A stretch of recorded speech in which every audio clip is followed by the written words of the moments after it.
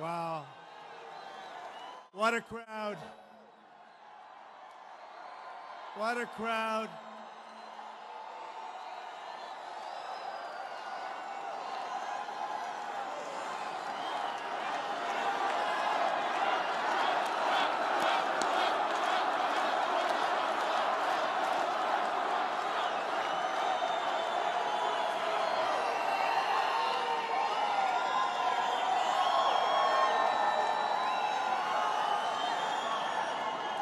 And just so you know, from the Secret Service, there aren't too many people outside protesting, okay?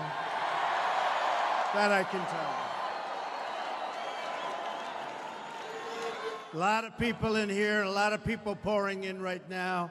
They can get them in. Whatever you can do, Fire Marshal, we'll appreciate it. And I want to thank our great Vice President, Mike Pence, for the introduction,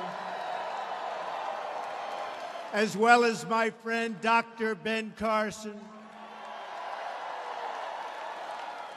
And thank you to a very, very special man, Franklin Graham, Reverend Franklin Graham, for leading us in prayer. And thank you to Alveda King, the niece of the great Dr. Martin Luther King.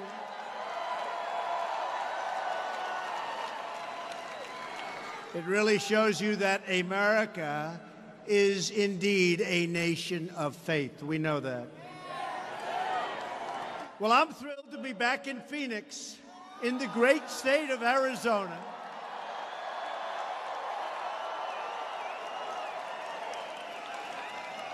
With so many thousands of hardworking American patriots. You know, I'd love if the cameras could show this crowd, because it is rather incredible.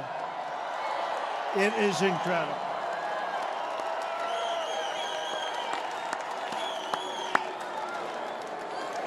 It is incredible. As everybody here remembers, this was the scene of my first rally speech, right? The crowds were so big, almost as big as tonight, that the people said right at the beginning, you know, there's something special happening here. And we went to center stage almost from day one in the debates. We love those debates. But we went to center stage and we never left, right? It's all of us. We did it together. You were there at the start. You've been there every single day since. And I will never forget. Believe me, Arizona, I will never forget. And I'm here tonight to send a message. We are fully and totally committed to fighting for our agenda, and we will not stop until the job is done.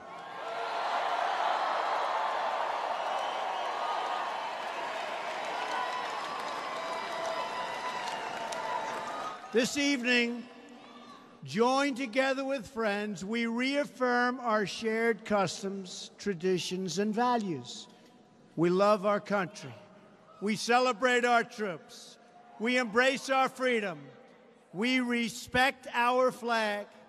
We are proud of our history. We cherish our Constitution, including, by the way, the Second Amendment.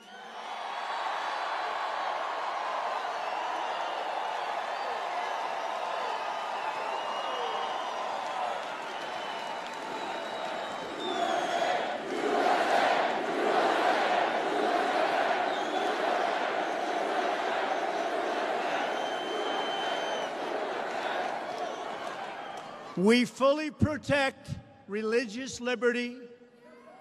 We believe in law and order, and we support the incredible men and women of law enforcement. And we pledge our allegiance to one nation under God.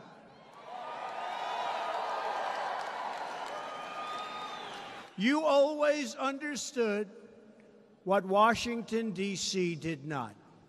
Our movement is a movement built on love It's love for fellow citizens. It's love for struggling Americans who've been left behind, and love for every American child who deserves a chance to have all of their dreams come true. From the inner cities to the rural outposts, from the Sun Belt to the Rust Belt, from east to west and north to south, our movement is built on the conviction that every American from every background is entitled to a government that puts their needs first.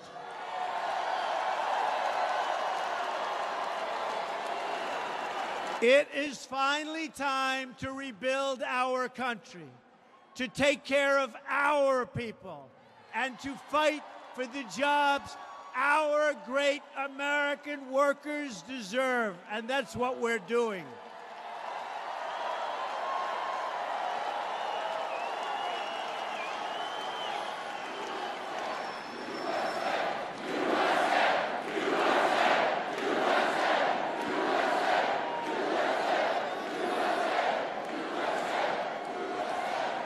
After our amazing election victory, the forgotten men and women, remember we used to talk about the forgotten men and women before the election? Guess what? They're not forgotten anymore, right? Anymore. No, they're not forgotten anymore, folks. In fact, they're trying to figure you out.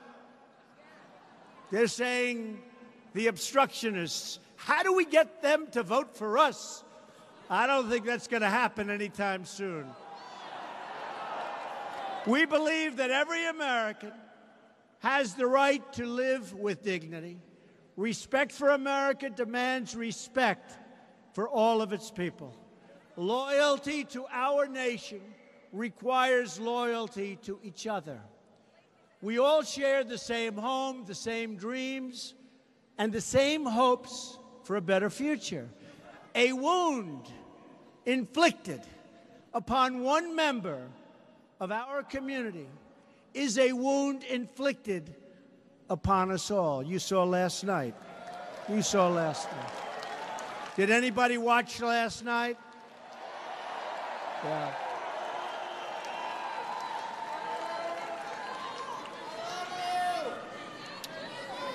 When one part of America hurts, we all hurt.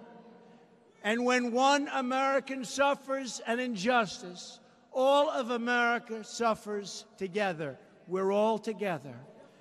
It's time for us to follow the example of our brave American soldiers, and I was with a lot of them last night, Fort Myers. No matter where they come from, no matter what faith they practice, they form a single, unbreakable team. That's what we are. We're a team. As a nation, we're a team. They're all united by their devotion to our country and to their mission. It's time for all of us to remember that we are all on the same team. We are all Americans, and we all believe right now in America first.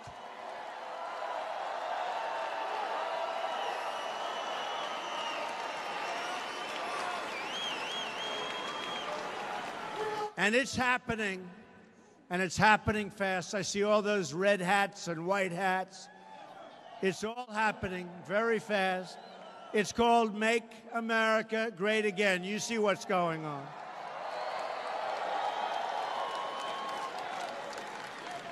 It's coming back very fast. We want every child to succeed, every community to prosper, and every struggling American to have a chance for a better life. What happened in Charlottesville strikes at the core of America. And tonight, this entire arena stands united in forceful condemnation of the thugs who perpetrate hatred and violence.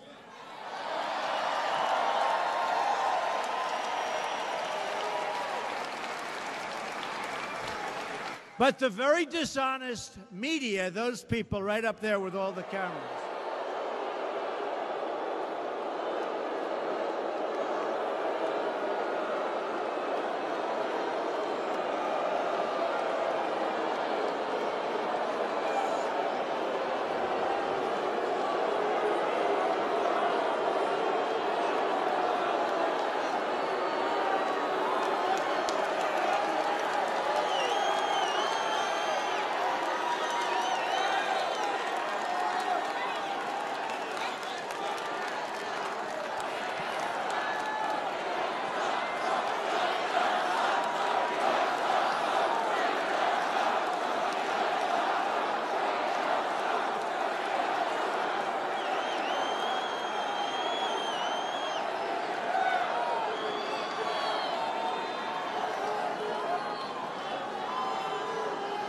And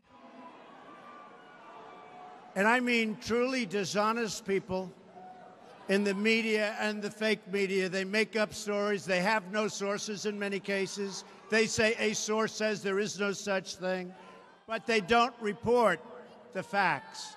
Just like they don't want to report that I spoke out forcefully against hatred, bigotry, and violence, and strongly condemned the neo-Nazis, the white supremacists, and the KKK. I openly called for unity, healing, and love, and they know it because they were all there. So what I did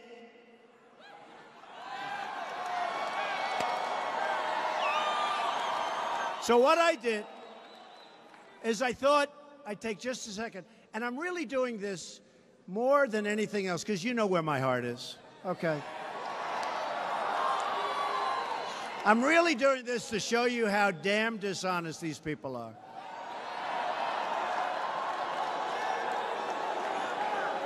So here is my first statement when I heard about Charlottesville. And I have a home in Charlottesville. A lot of people don't know. Here's the first. Can't believe they haven't figured that one out yet. Now they know. Now they finally know. But I don't want to bore you with this. But it shows you how dishonest they are. And most of you know this anyway. So here's what I said, really fast. Here's what I said on Saturday. We're closely following the terrible events unfolding in Charlottesville, Virginia. This is me speaking. We condemn in the strongest possible terms this egregious display of hatred, bigotry, and violence. That's me speaking on Saturday, right after the event. So I'm condemning the strongest possible terms, egregious display, hatred, bigotry, and violence. Okay, I think you can't do much better, right? Okay, but they didn't want to put this on. They had it on initially, but then when they talked, he didn't say it fast enough. He didn't do it on time. Why did it take a day? He must be a racist. It took a day.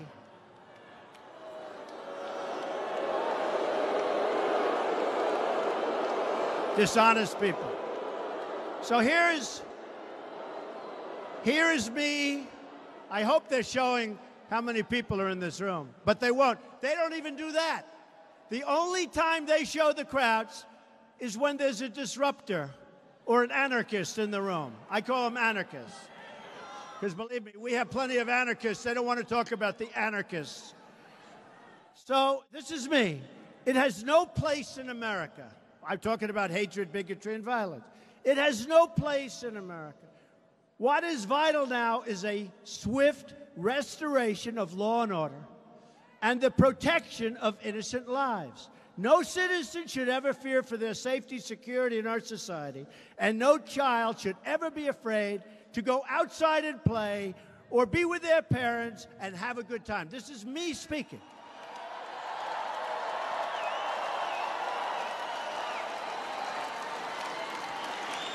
Here's further. This is on Saturday, the first one. I did this 3 times. We have to come together as Americans with love for the nation and true affection. Really, and I say this so strongly, true affection for each other. I didn't say true affection for you and you. I said for each other, all of us, all of us, all of us. But they don't report it. They just let it go. Above all else, we must remember this truth. No matter our color, creed, religion, or political party, we are all Americans first. We love our country. We love our God. We love our flag.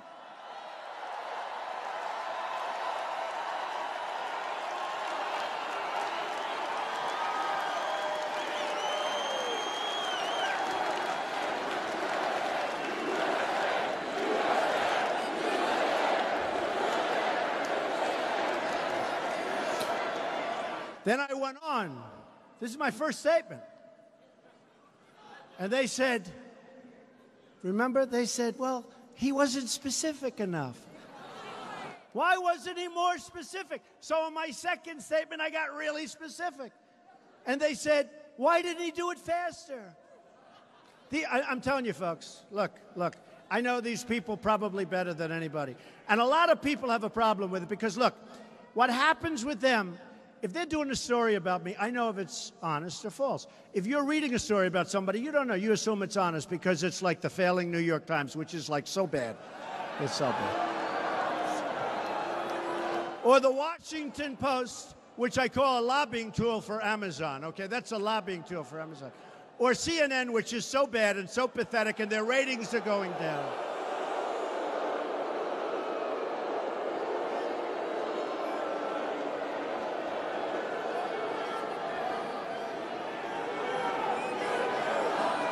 Right?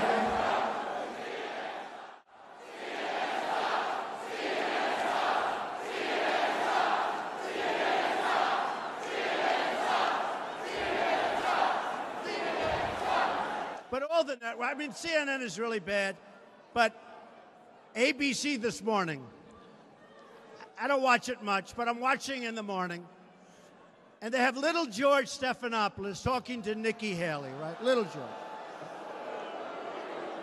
And he talks about the speech I made last night, which, believe it or not, got great reviews, right? They had a hard time. They were having a hard time because it was with soldiers. We were somber, we were truthful, we were saying things, and it really did. So he talked about it for like that much. Then he goes, let's get back to Charlottesville. Charlottesville. And Nikki was great.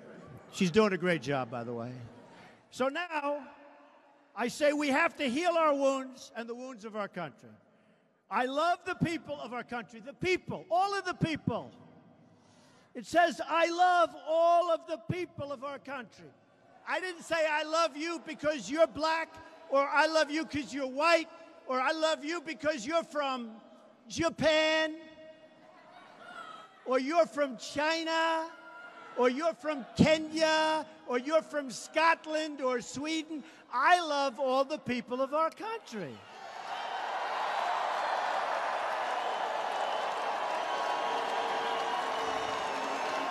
So I said, here's this is, by the way, folks, this is my exact words. I love all the people of our country.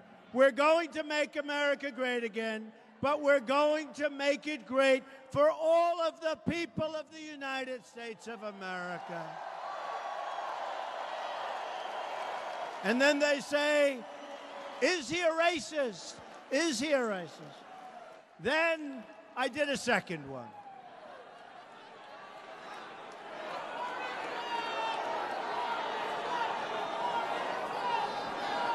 So then I did a second one. Don't bother, it's only a single voice and not a very powerful voice.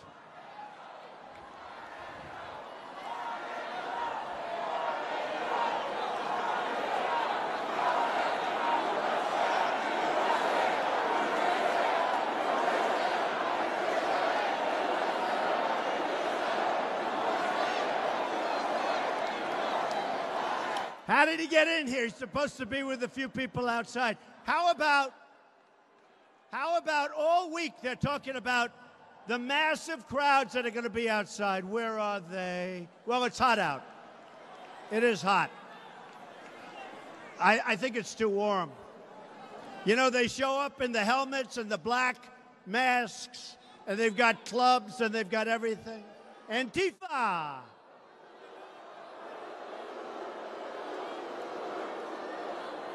So on August the 14th, so that was it. And I said, all people, I love all people, everything, right?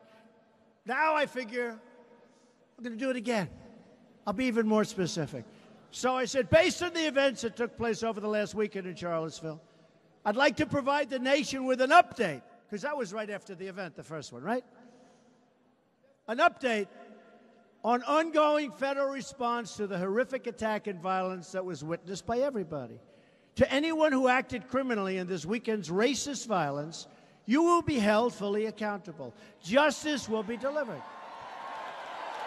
That's what I said. Listen to that. I said that, but they don't show that. They don't show it. they'll take one thing like, seriously, he was late was the best thing. He was late. So I said, to anyone who acted criminally in this weekend's racist violence. Okay, then I go, we must love each other, show affection for each other, and unite together in condemnation of hatred, bigotry, and violence. We must rediscover the bonds of love and loyalty that bring us together as Americans, right? Then I said, racism is evil. Did they report that I said that racism is evil? You know why? Because they are very dishonest people. So I said, racism is evil. Now, they only choose, like a half a sentence here or there, and then they just go on this long rampage, or they put on these real lightweights all around the table that nobody ever heard of, and they all say what a bad guy I am. But, I mean, do you ever see anything, and then you wonder why CNN is doing relatively poorly in the ratings? Because they're putting like 7 people, all negative on Trump, and they fired Jeffrey Lord. Poor Jeffrey. Jeffrey Lord.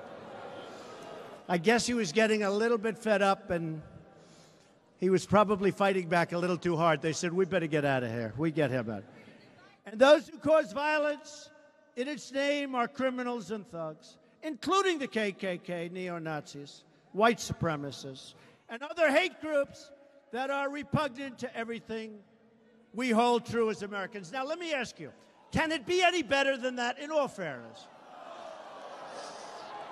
And, I mentioned that, but to the best of my knowledge, when there was a big problem, Barack Obama never said it took place because of radical Islamic terrorists. He never said that, right? He doesn't have to say it. You know why? Because they have a double standard. Because the media is totally dishonest, and they have a double standard. You've never heard them say that. And in fact, if you use the term, you get criticized. But with me, they wanted me to say it. I said it. And I said it very clearly, but they refused to put it on. Those who spread violence in the name of bigotry strike the very core of America. These are my words. This was on Monday, August the 14th. So you had Saturday, you had Monday. I mean, I was going to do one of these every week, but you would never get it right. In times such as these, America has always shown its true character, responding to hate with love, division with unity, and violence with an unwavering resolve for justice. Then I finished. I said, we will defend and protect the sacred rights of all Americans. All is capitalized times 5. Not just you. And we will work together so that every citizen in this blessed land is free to follow their dreams and their hearts and to express the love and joy in their souls. Okay, now, I mean,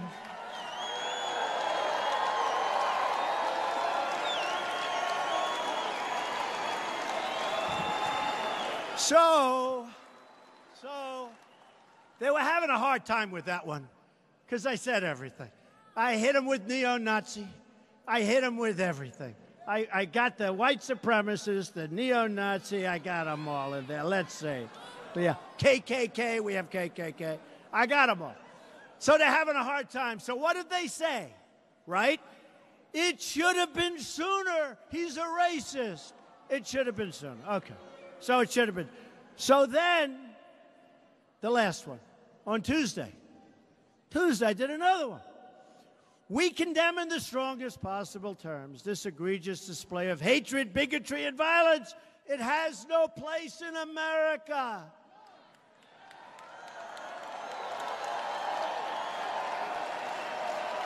But they also said that he must be a racist because he never mentioned the driver of the car, who is a terrible person, drove the car, and he killed Heather. And it's a terrible thing. But they said I didn't mention. So these are my words. The driver of the car is a murderer. And what he did was a horrible, inexcusable thing. They said I didn't mention.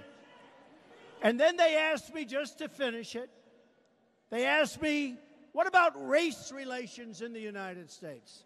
Now, I have to say they were pretty bad under Barack Obama. That I can tell you. But they asked me the question, and I said, well, I think jobs can have a very big and positive impact. I think if we continue to create jobs like I've done, over 1 million since I've been in office, way over 1 million. I think if we continue to create jobs at levels that I'm creating jobs, I think that's going to have a tremendously positive impact on race relations. I do. I do. And the other thing, very important, I believe wages will start going up because we now have the lowest unemployment rate we've had in 17 years. So you're going to see wages go up, right? They haven't gone up for a long time. I believe wages now, because the economy is doing so well with respect to employment and unemployment, I believe wages will start to go up, and I think that will have a tremendously positive impact on race relations. Go on it, yeah. Give that. So that was my words. Now, you know, I was a good student. I always hear about the elite. You know, the elite, they're elite. I went to better schools than they did. I was a better student than they were. I live in a bigger, more beautiful apartment, and I live in the White House, too, which is really great.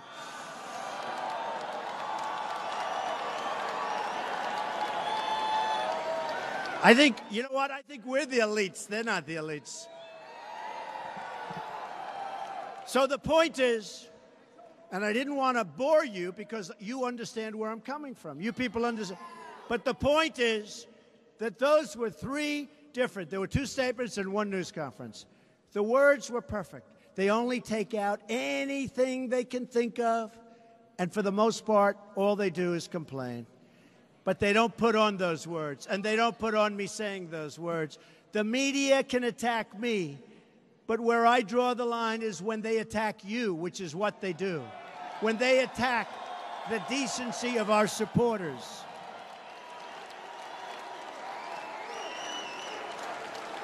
You are honest, hardworking, tax-paying, and by the way, you're overtaxed, but we're going to get your taxes down.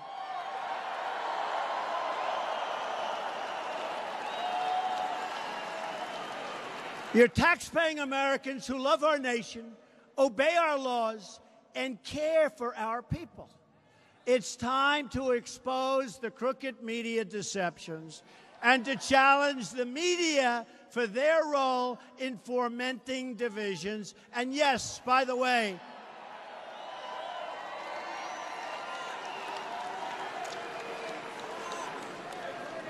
they are trying to take away our history and our heritage. You see that.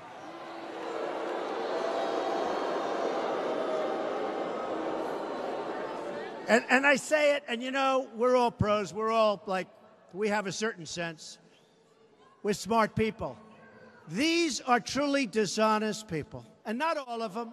Not all of them. You have some very good reporters. You have some very fair journalists. But for the most part, honestly, these are really, really dishonest people. And they're bad people. And I really think they don't like our country. I really believe that. And I don't believe they're going to change, and that's why I do this. If they would change, I would never say it. The only people giving a platform to these hate groups is the media itself and the fake news.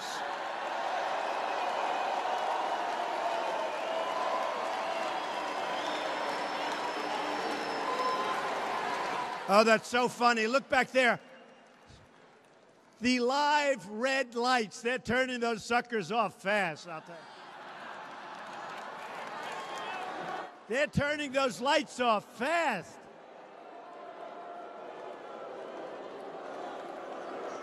Like CNN. CNN does not want its falling viewership to watch what I'm saying tonight, I can tell. I mean, the advantage I have is that we do have a big voice. And, you know, they're always saying, like, Twitter or social media, If I didn't have social media, I wouldn't be able to get the word out. I probably wouldn't be standing here, right? I probably wouldn't be standing here right now. If I don't have social media, I probably would not be standing. And do you ever notice when I go on and I'll put like out a tweet or a couple of tweets, he's in a Twitter storm again. I don't do Twitter stuff. You know, you'll put on a little tweet, I'm going to be with the veterans today. They'll say, Donald Trump is in a Twitter storm. These are sick people. You know the thing I don't understand? You would think they'd want to make our country great again. And I honestly believe they don't. I honestly believe it. If you want to discover the source of the division in our country, look no further than the fake news and the crooked media, which would rather get ratings and clicks than tell the truth. I mean, the New York Times has written some stories. How about this? The New York Times essentially apologized after I won the election because their coverage was so bad and it was so wrong and they were losing so many subscribers that they practically apologized. I would say they did. They say, well, it wasn't really that much of an apology because they were losing so many people because they were misled. And I figured this is great. And for about 2 weeks, I got good coverage. Then they reverted back and they're worse than ever before. You know, it's like one of those things. The Washington Post is terrible. But these are dishonest. But let me tell you, you have some great honest papers. You have some great networks. I must tell you, Fox has treated me fairly. Fox treated me fairly. They've treated me fairly. Hey, I'll let you know. You know what? Someday they might not treat me fairly, and I'll tell you about it, okay? But they've treated me fairly. And I don't mean all good. I get plenty of bad on Fox, too. But at least it's within reason. And Hannity, how good is Hannity, he said. How good is Hannity? And he's a great guy, and he's an honest guy. And Fox and Friends in the morning is the best show, and it's the absolute most honest show. And it's the show I watch. Not only does, oh boy, those cameras are going off. Oh, wow. Why don't you just fold them up and take them home?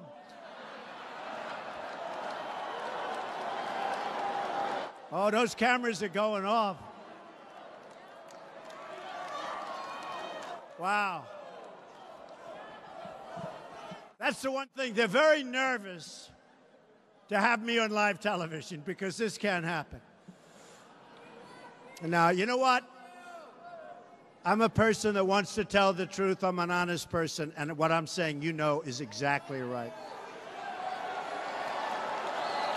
Not only does the media give a platform to hate groups, but the media turns a blind eye to the gang violence on our streets, the failures of our public school, the destruction of our wealth at the hands of the terrible, terrible trade deals made by politicians that should have never been allowed to be politicians. And the unaccountable hostility against our incredible police who work so hard and such a dangerous job. My administration is committed to the idea that all Americans have the right to live in safety, security, and peace. We believe in the rule of law because we know that freedom cannot exist if our people are not safe. And how safe are you at a Trump rally?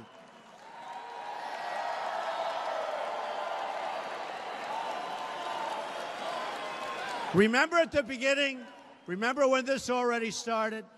When this started at the beginning, they used to send in thugs. They'd swing. Our people are tougher than them, so it wasn't always very good for them. But they'd send in thugs, and our people would protect themselves, and then you'd go home and you'd watch this violence. Let me tell you, see this room? You got people outside, but not very many. But see this room? You're safe in this room. You're very safe in this room. It's a big room. The most sacred duty of government is to protect the lives of its citizens And that includes securing our borders and enforcing our immigration laws.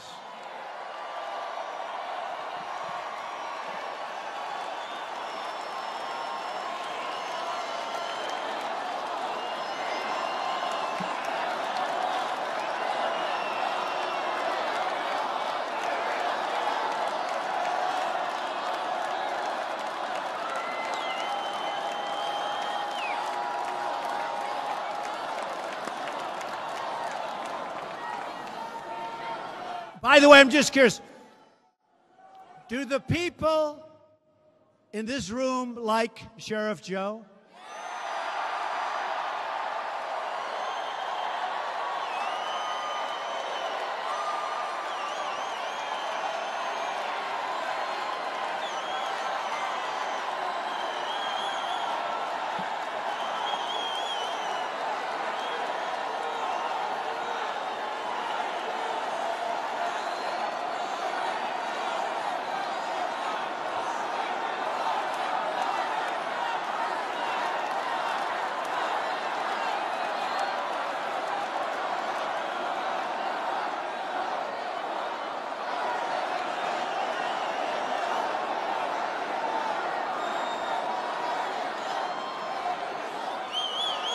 So, was Sheriff Joe convicted for doing his job? That's what.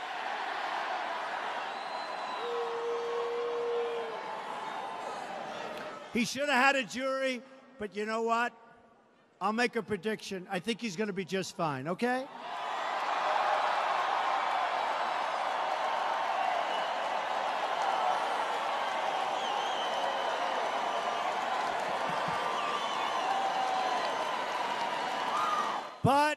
But I won't do it tonight because I don't want to cause any controversy. Is that okay? All right? But Sheriff Joe can feel good. The people of Arizona know the deadly and heartbreaking consequences of illegal immigration, the lost lives, the drugs, the gangs, the cartels, the crisis of smuggling and trafficking. MS-13, we're throwing them out so fast, they never got thrown out of anything like this.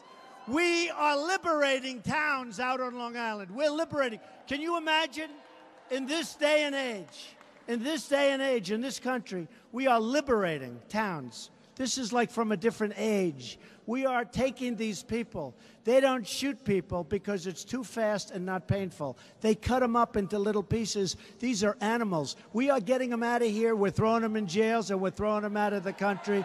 We're liberating our towns. You've seen it. You've lived it. And you elected me to put a stop to it. And we are doing a phenomenal job of putting a stop to it. That I can tell you. After years of defending other countries' borders, can you believe we fight for other countries? We want to defend their borders. We're finally defending our own borders. And we're showing compassion for the struggling American workers who are now starting to see the light because plants are coming pouring back into our country. And by the way, we're doing a lot of good work on that, but a lot of people are coming back in. We have Foxconn. They make the iPhones, as you know, for Apple. And so many companies are building now in our country, including the auto companies who are coming back. Years of uncontrolled immigration have placed enormous pressure on the jobs and wages of working families, and they've put great burdens on local schools and hospitals. While this may be good for a handful of special interests, it's unfair to working people of all backgrounds all throughout our country. We want every American community to succeed, including our immigrant communities, but they can't do that if we don't control our borders.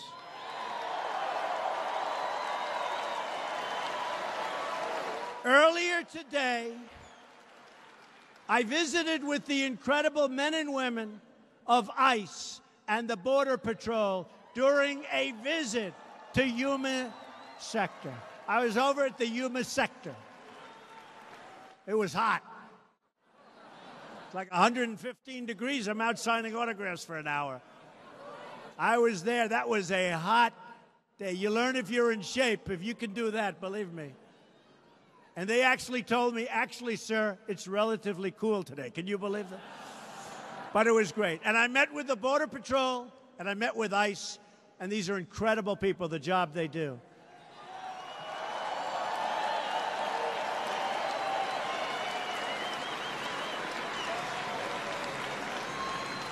In fact, General Kelly, who was in charge of Homeland Security, where people coming in down 78 and almost 80%. He did so good, I made him my chief of staff, right? That made sense. John, where's John? Where is he? Where's General Kelly? Get him out here. He's great. He's doing a great job. But we did a lot. Before anything happened, we did a lot. We respect and cherish our ICE officers and our Border Patrol agents, and we respect and cherish our police officers and our firemen and all of our uniformed services. But during that visit, I heard firsthand from the frontline agents about the security threats they confront each and every day. And I pledged my continued resolve to them and all of you to keep our country safe.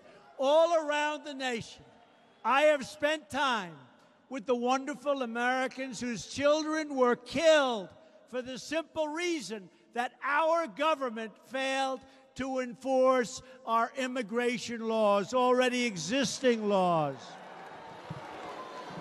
And I promise these families the deaths of their loved ones will not have been in vain. I promise them. I know so many of them.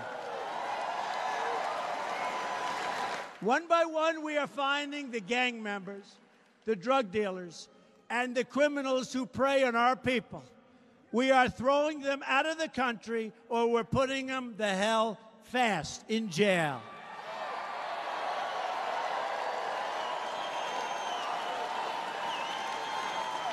We are cracking down on the sanctuary cities that shield criminal aliens, finally.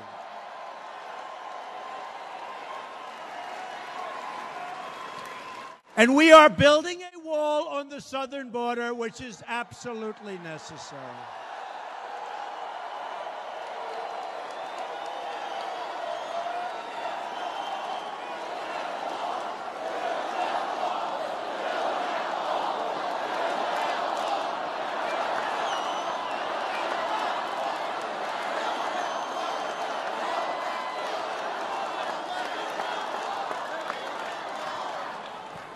Build that wall.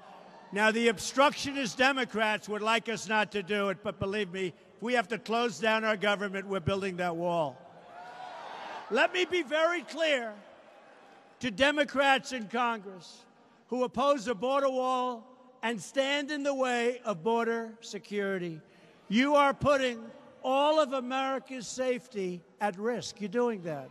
You're doing that. Again, the Border Patrol today, I said, how important is the wall to some of the folks? I met with a lot of them. And they looked at me, they said, it's vital.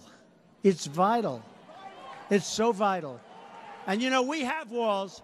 I don't know if you know, we're already starting to fix a lot of the walls we already have because we don't have to rebuild them. And we want walls that you can see through in a sense. You want to see what's on the other side. But we're starting to fix a lot of the walls. We've done a lot of work. But I said to them, how are we doing and how important are the walls? And they said, Mr. President, you have no idea. It is desperately needed. We're going to have our wall. We're going to get our wall.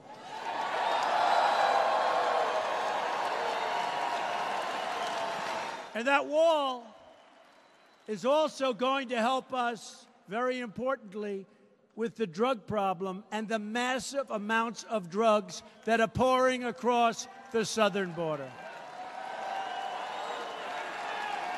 My administration will never back down in demanding immigration control.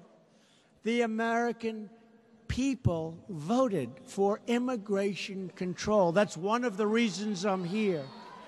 And that is what the American people deserve, and they're going to get it.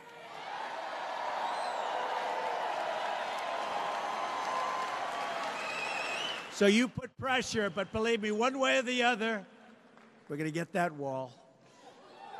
Immigration security is also a matter, remember this, of national security. That's why we're implementing tough new vetting and screening protocols to keep radical Islamic terrorists out of our country.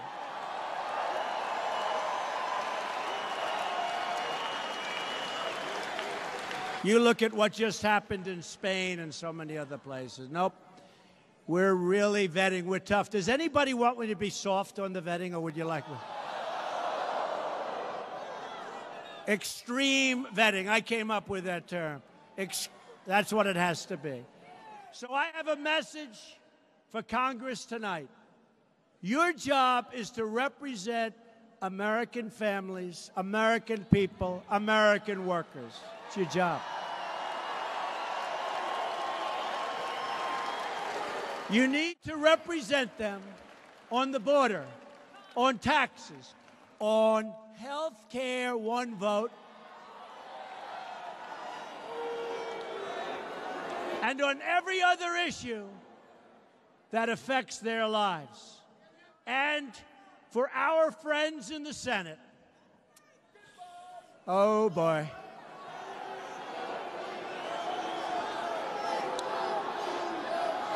The Senate, remember this, look, the Senate, we have to get rid of what's called the filibuster rule. We have to. And if we don't, the Republicans will never get anything passed. You're wasting your time. We have to get rid of the filibuster rule. Right now, we need 60 votes, and we have 52 Republicans. That means that 8 Democrats are controlling all of this legislation. We have over 200 bills. And we have to speak to Mitch, and we have to speak to everybody. And I want to tell you, we have some great, great Republican senators. We really do. And they fought like hell to get that thing approved. They fought. They really did.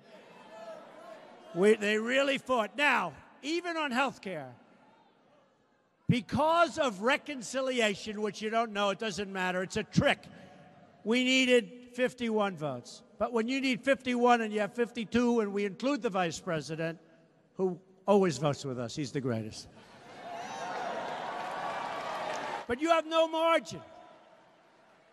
But some of the best things in health care require 60 votes. So even when you say we're voting on health care, like across state lines, purchase across state lines, one of the most important things, I've been talking about it for 2 years during debates. It gives competition. Insurance companies come in, your prices go way down. Arizona is a disaster in terms of the price increase of your insurance. 116% increase. You got to get rid of the filibuster rule. You got to go to a majority. You got to go to 51 votes. And if they don't do that, they're just wasting time. All of the Democrats in Congress, that's the only thing they do well. They do one thing well. You know what it's called? They have no ideas. They have no policies. They obstruct. That's all they do. Their word is, we resist. They don't resist. They obstruct. It's all they're good at. It's all they're good at. That's all they do. On health care, they have 48 Democrats. We got no votes. We got no votes. And it would have been great health care. And by the way, would have been great health care for Arizona. Would have been great. So the Democrats have no ideas, no policy, no vision for the country, other than total socialism and maybe, frankly, a step beyond socialism from what I'm seeing. Under their plan for America, your taxes will double or triple, your services will diminish, and your borders will be left wide open for everybody to come in and enjoy our country. Obamacare is a disaster. And think, we were just one vote away from victory after 7 years of everybody proclaiming repeal and replace. One vote away. One vote. One vote away.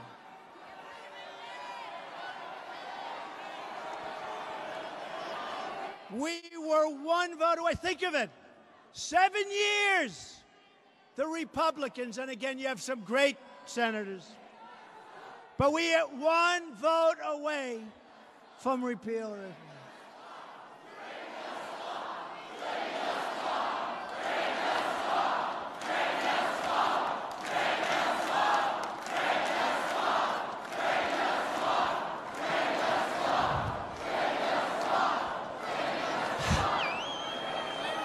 But you know, they all said, Mr. President, your speech was so good last night.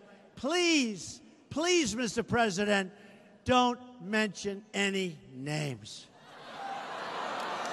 So I won't.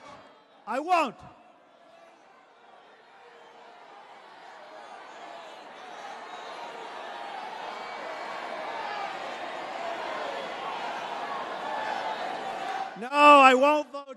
One vote away, I will not mention any names. Very presidential, isn't it? Very presidential. And nobody wants me to talk about your other senator, who's weak on borders, weak on crime. So I won't talk about him.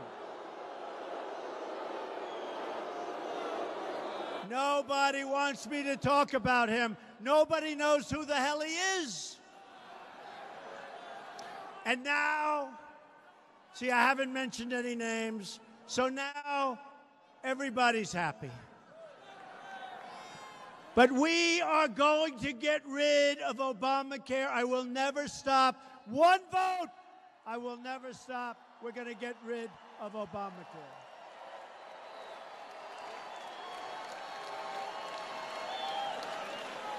Every day we're keeping our promises, and that includes our promises to our great veterans. Who's a veteran here? It's getting better. Getting really good. Nobody's fixed it. Nobody's been able to do. And remember, I'm only here for less than 8 months. You know, when they talk about Obamacare, it was years. When they talk about Hillary Clinton, spent 8 years trying to get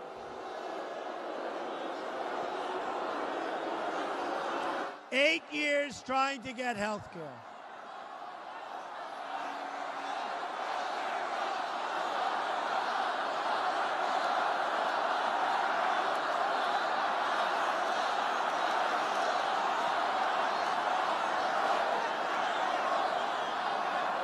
Well, it's obvious that we won the state of Arizona. Do you agree with that? It's pretty obvious. And we won it by a lot. And I hear we're winning it by even more right now. But if you think about it, Clinton, they spent 8 years and they weren't able to get health care. Other administrations spent all of their time, they weren't able to get it. Obama, what he did to get it, including the guy, Gruber. Did you see Gruber got fired yesterday? He got fired because he defrauded somebody or something. Something very bad happened. Check it out. Something happened. Gruber, who lied about Obamacare, who called everybody fools for believing it. Obamacare is gone. It's a disaster. It's gone. Premiums in other states are going up at numbers that are even higher than the state of Arizona. Insurance companies are fleeing, and it's gone. So I really believe that the Republicans, and maybe we'll get a couple of senators that think they're going to lose their race on the Democratic side, maybe. But we'll get it fixed. One vote. Speak to your senator, please. Speak to your senator.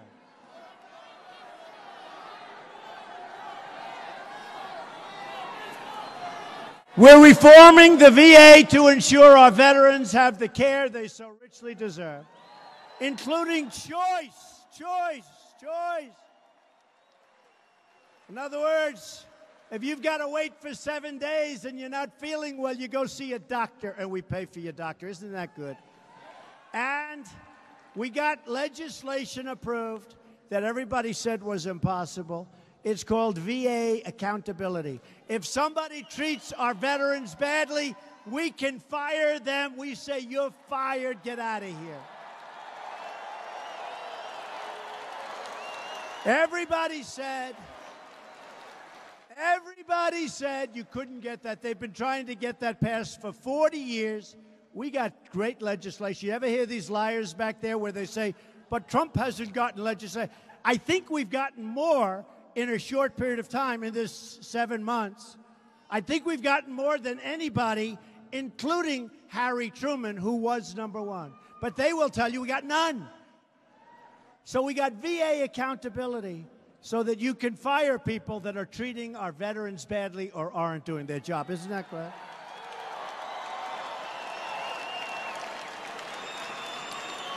We've also obtained historic increase in defense spending to prevent and deter conflict. We believe in peace through strength. We're building up our military like never before. Thousands and thousands of brave Americans have paid the ultimate price for our freedom. Now it's up to us to preserve and protect their legacy. Last night, as you know, I laid out my vision for an honorable and enduring outcome in a very tough place, a place where our country has failed, Afghanistan. This is a place where terrorists are trained, where you have people that are not exactly United States fans. Can I say that?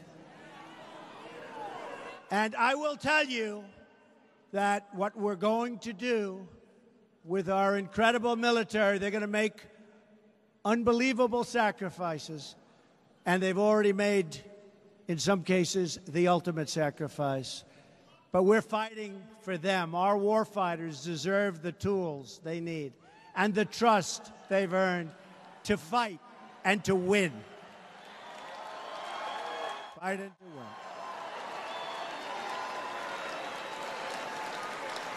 And you see what's going on in North Korea.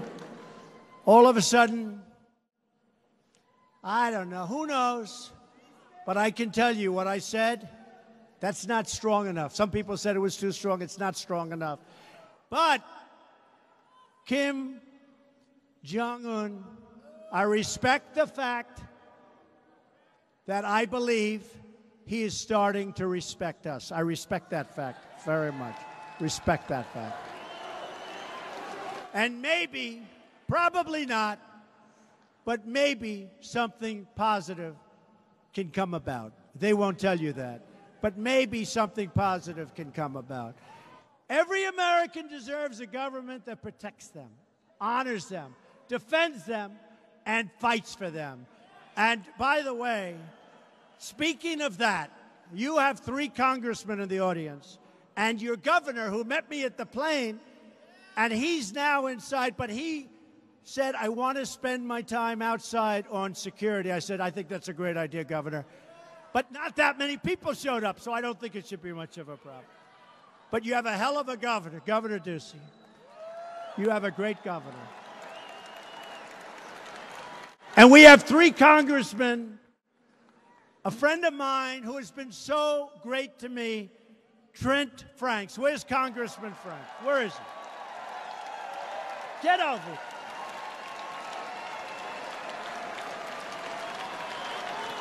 Paul Gosar, Congressman. Congressman Andy Biggs. Get up here, fellas.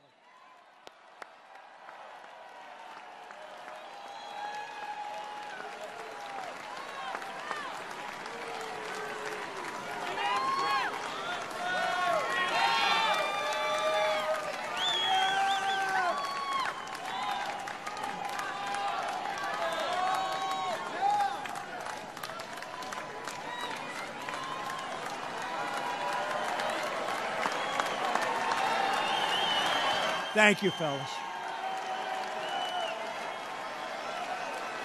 Thank you, Congressman. Never let them go, folks. Never let them go. Don't ever lose them. Thank you, fellas.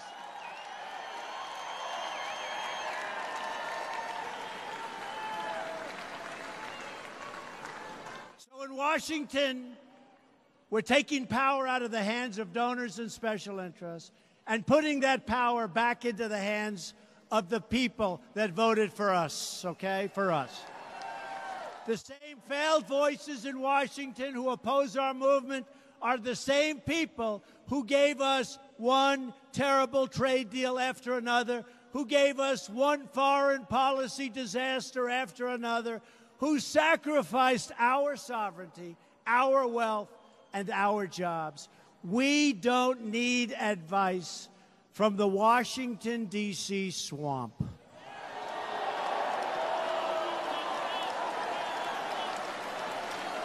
We need right now to drain the swamp. That's what's happening, too, believe me. Washington is full of people who are only looking out for themselves. But I don't come to Washington for me. You know, I've had a great life. I've had great success. I've enjoyed my life. Most people think I'm crazy to have done this.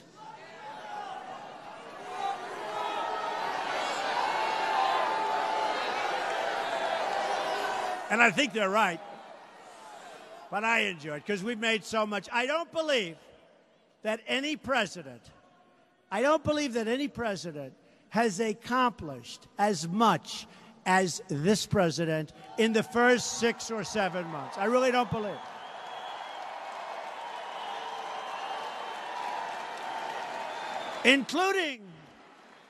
Including a great Supreme Court Justice Gorsuch. Big thing. I came to Washington for you. Your dreams are my dreams. Your hopes are my hopes. And your future is what I'm fighting for each and every day. It's so important. Our agenda is the pro-worker agenda. We've accomplished historic amounts in a short period of time. We've signed more than 50 pieces of legislation. They said we've signed none. We've signed 50.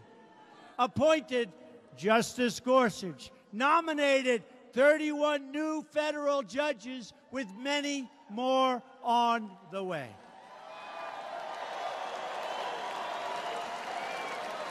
So importantly, we have aggressively canceled job-killing regulations, and we're unleashing job-creating American energy like we've never unleashed before.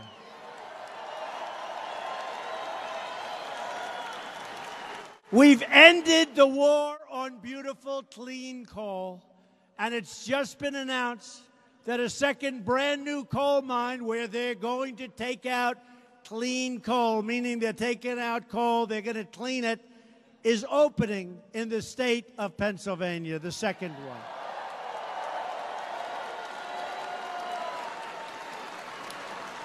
And the state of West Virginia, which was way behind and lagging, was now, in terms of GDP increase, second last quarter to the state of Texas. How about that? West Virginia.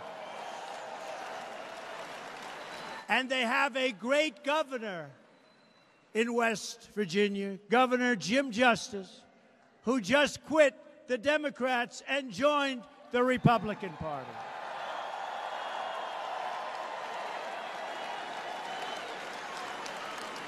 In the proud tradition of America's great leaders, from George Washington, please don't take his statue down, please. Please. Does anybody want George Washington's statue? No. Is that sad? Is that whole sad? To Lincoln, to Teddy Roosevelt, I see they want to take Teddy Roosevelt's down too. They're trying to figure out why. They don't know. They're trying to take away our culture. They're trying to take away our history. And our weak leaders They do it overnight. These things have been there for 150 years, for 100 years. You go back to a university and it's gone. Weak, weak people. We are going to protect American industry. We are going to protect the American worker. No longer will we allow other countries to close our factories, steal our jobs, and drain our wealth. We are building our future with American hands, American labor, American iron, aluminum, and steel.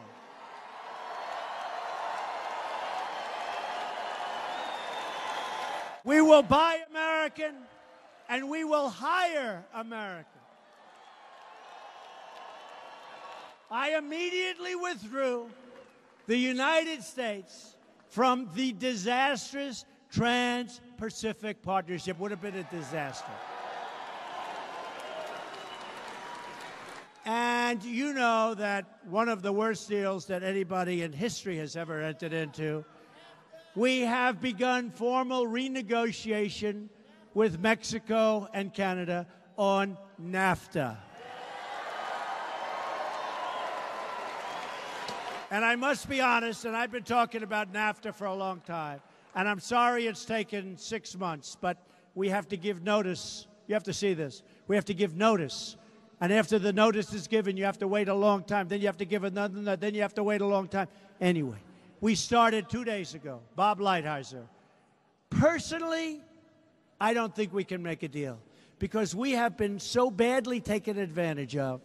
They have made such great deals, both of the countries, but in particular Mexico, that I don't think we can make a deal. So I think we'll end up probably terminating NAFTA at some point. Okay, probably. But I told you from the first day, we will renegotiate NAFTA or we will terminate NAFTA. I personally don't think you can make a deal without a termination, but we're going to see what happens, okay? You're in good hands, I can tell you. We are unleashing American energy, and I withdrew the United States from the job-killing Paris Climate Accord.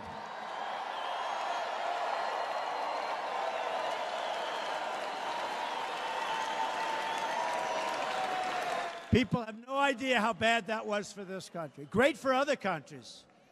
We were like the lapdog. Great for other countries. Our country was so behind. Since I took the oath of office, we've added far more than 1 million jobs in the private sector. Unemployment is right now at almost a 17-year low. Wages are rising. The stock market is at its all-time high in history, and economic growth has surged to 2.6%. Remember, everybody said you won't bring it up to 1%. You won't bring it up to 1.2%. And we've just started.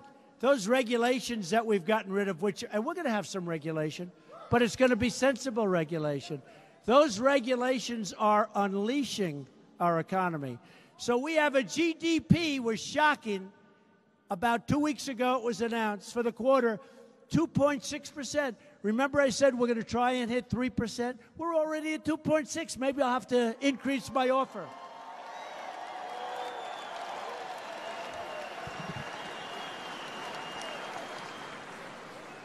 And so many of those people, you know, the Economic Council, when it got a little heat with the lies from the media, they sort of said, oh, we'll take a pass. Well, not all of them, but some of them did. But I remember the ones that did. But they'll say, we'll take. But people are now calling me. People that have been like, we'll take a pass. Don, can we get together for lunch? Let's do it privately instead of through a council. These people just don't get it. They are calling, and they're saying, how about getting together privately? They like it better. Why should they be on a council? You know, that's the way it is, folks. That's the way it is. To bring more jobs and industry to our shores, we are committed to passing the first major tax reform in over 30 years.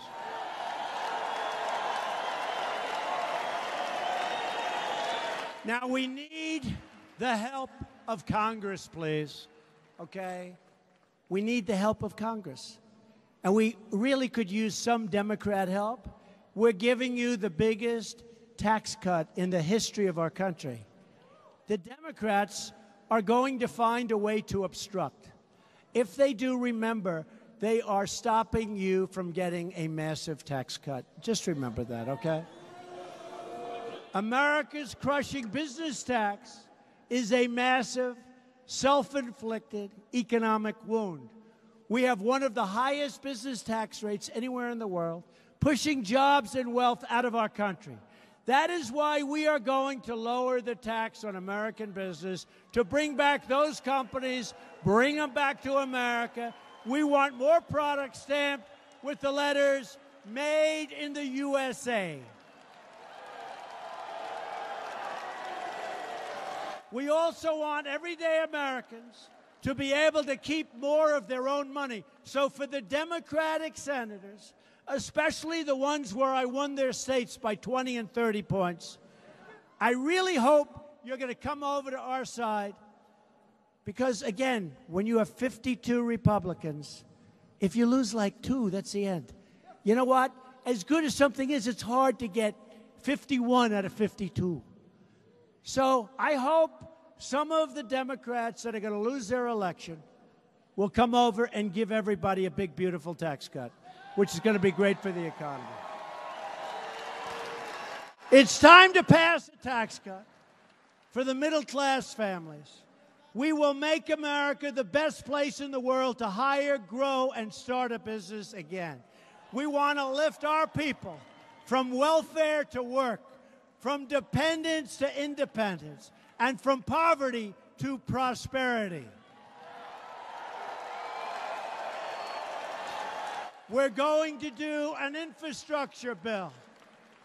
We will build gleaming new roads, bridges, highways, railways, waterways, all across our beautiful land. Our greatest creations, our most incredible buildings, our most beautiful works of art are just waiting to be brought to life. American hands will build this future. American energy will power this future. We have become an energy exporter for the first time ever just recently.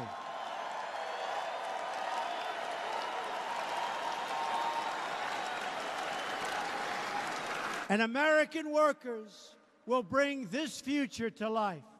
We are the nation that dug out the Panama Canal, won 2 world wars, put a man on the moon, and defeated communism.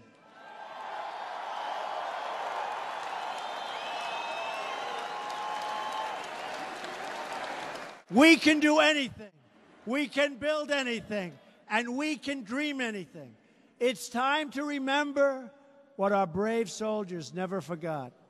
Americans share one flag, one home, and one glorious destiny. We live according to the same law, raise our children by the same values, and we are all made by the same Almighty God.